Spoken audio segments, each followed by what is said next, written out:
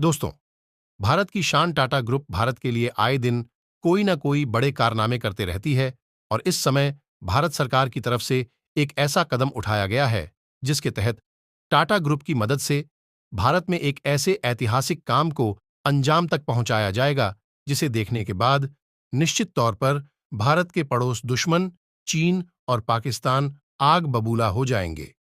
दरअसल दोस्तों, कुछ महीनों पहले भारत सरकार की तरफ से टाटा ग्रुप को 22,000 करोड़ रुपए का एक बड़ा प्रोजेक्ट दिया गया है। इस तरह का प्रोजेक्ट टाटा ग्रुप ने पहली बार हासिल किया है।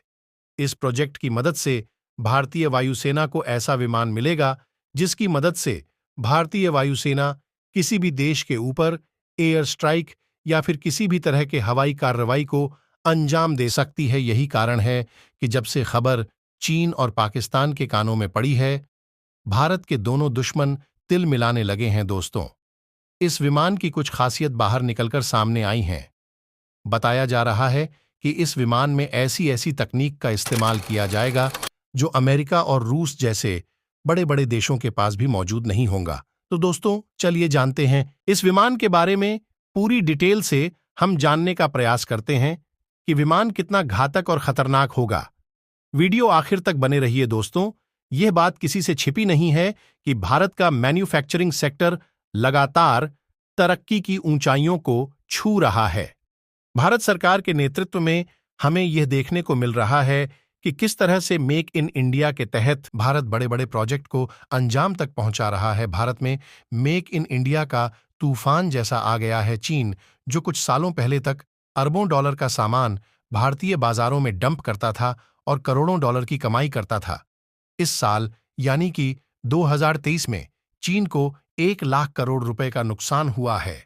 यानी कि भारत पर मेक इन इंडिया का असर दिखना शुरू हो गया है। दोस्तों, जब भारत की सभी कंपनियां मेक इन इंडिया मिशन में अपना योगदान दे रही हैं, ऐसे में भारत की शान टाटा पीछे कैसे रह सकती थी।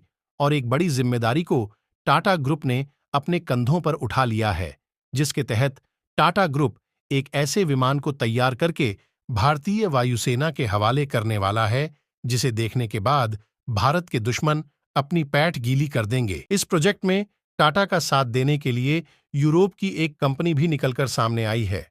आपकी जानकारी के लिए बता दूं कि आज तक टाटा ग्रुप ने किसी भी एयरक्राफ्ट को नहीं बनाया है, यानी कि यह प्रोजेक्ट टाटा ग्रुप के लिए बिल्कुल नया होगा। दरअसल दोस्तों, टाटा ग्रुप को भारतीय वायुसेना के लिए C295 ट्रांसपोर्ट विमान बनाने की जिम्मेदारी दी गई है, जिसमें यूरोप की कंपनी एयरबस भी शामिल है। इस डील के तहत 56C 295 विमान तैयार किए जाने हैं, जिसमें से 16 स्पेन से बनकर भारत आएंगे और बाकी के 40 विमानों को गुजरात के बड़ोदरा में तैयार किया जाएगा। स्पेन में बनने वाले 16 विमानों में से एक विमान भारतीय वायुसेना को प्राप्त हो चुका है।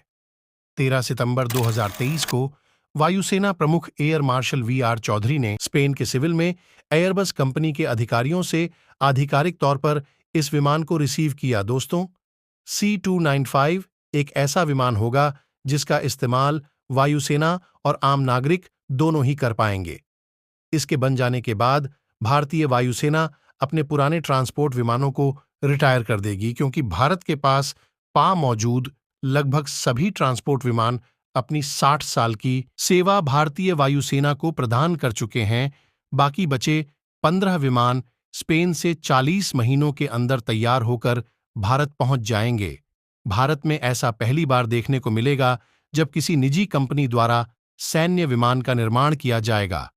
दोस्तों, अब आप लोगों के मन में सवाल आ रहा होगा कि इस विमान के भारतीय वायुसेना में शामिल होने से हमें क्या फायदा होगा। दोस्तों, आपकी जानकारी के लिए बता दूं कि यह विमान सभी तरह के इलेक्ट्रॉनिक वफेन सूट के साथ भारत में ही तैयार किए जाएंगे, जिससे भारत के एरोस्पेस इकोसिस्टम को बढ़ावा मिलेगा।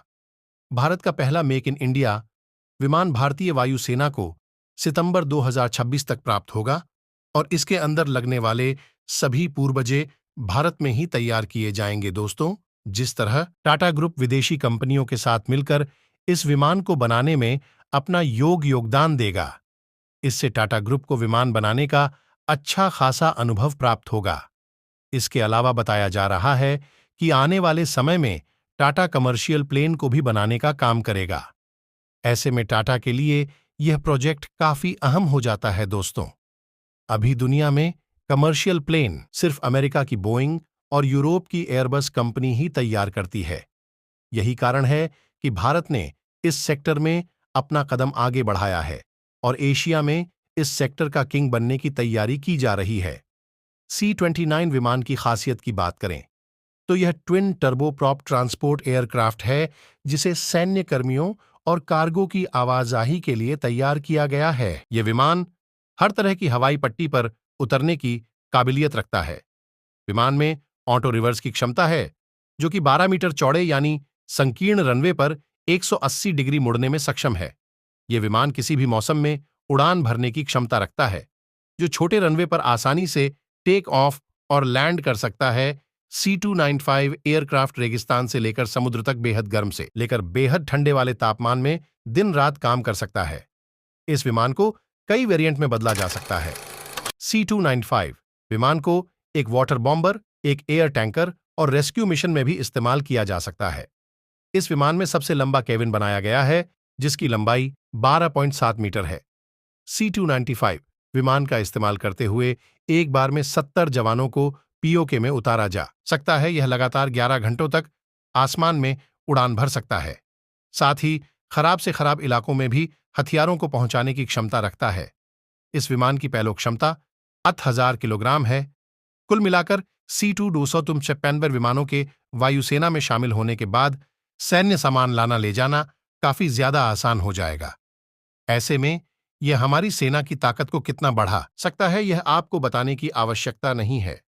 इस विमान के बारे में जानकर आपको इसकी ताकत का अंदाजा लग चुका होगा दोस्तों।